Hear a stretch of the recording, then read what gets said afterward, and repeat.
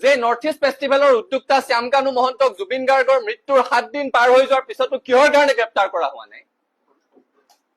জুবিন গাৰ্গৰ মেনেজাৰ সিদ্ধাৰ্থ শৰ্মা, যিজন এজন অভদ্ৰ শিষ্টাচাৰহীন ব্যক্তি বুলি গোটেই অসমতে তেওঁৰ এটা পৰিচয় আছে, এই ব্যক্তিজনক কিহৰ কাৰণে গ্ৰেপ্তাৰ কৰা হোৱা নাই? শ্যামকানু মহন্তই উৰেটো জীৱন জুবিন গাৰ্গক নিজৰ ঘনিষ্ঠ বুলি জহাই যিকোনো ষ্টেজত তেওঁৰ হাত দাঙি নিজৰ বেকবন বুলি আখ্যা দি জুবিন গাৰ্গৰ নামত এটা মাৰ্কেটিং নিজৰ চলাই থাকিলে।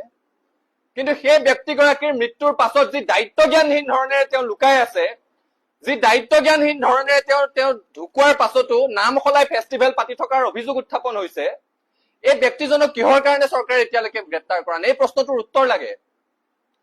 আমি নেভাবো যে চৰকাৰৰ যদি সদিচ্ছা থাকিলহেঁতেন শ্যামকানু মহন্তক গ্ৰেপ্তাৰ এতিয়ালৈকে কৰিবলৈ সক্ষম নহলহেঁতেন। আৰু যদি তেওঁ তদন্তত সহযোগ কৰা নাই, তেওঁক যদি চৰকাৰে গ্ৰেপ্তাৰ কৰিব পৰা নাই, তেওঁক পলাতক ঘোষণা নকৰে কিয়? তেওঁৰ বিৰুদ্ধে লুক আউট নটিচ জাৰি নকৰে কিহৰ কাৰণে?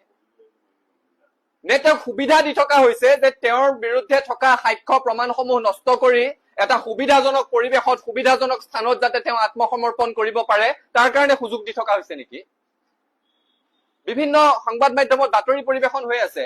মানুহে সন্দেহ প্ৰকাশ কৰিছে যে এই সিদ্ধাৰ্থ শৰ্মা, এই শ্যামকানু মহন্ত ওচৰে পাজৰে কৰবাত আত্মগোপন কৰি আছে নেকি? তেওঁলোকক গ্ৰেপ্তাৰ নকৰাটো চৰকাৰখনৰ বিফলতা, এই কথাটো চৰকাৰে মানি লব লাগিব আৰু অতি শীঘ্ৰে গ্ৰেপ্তাৰ কৰিব লাগিব।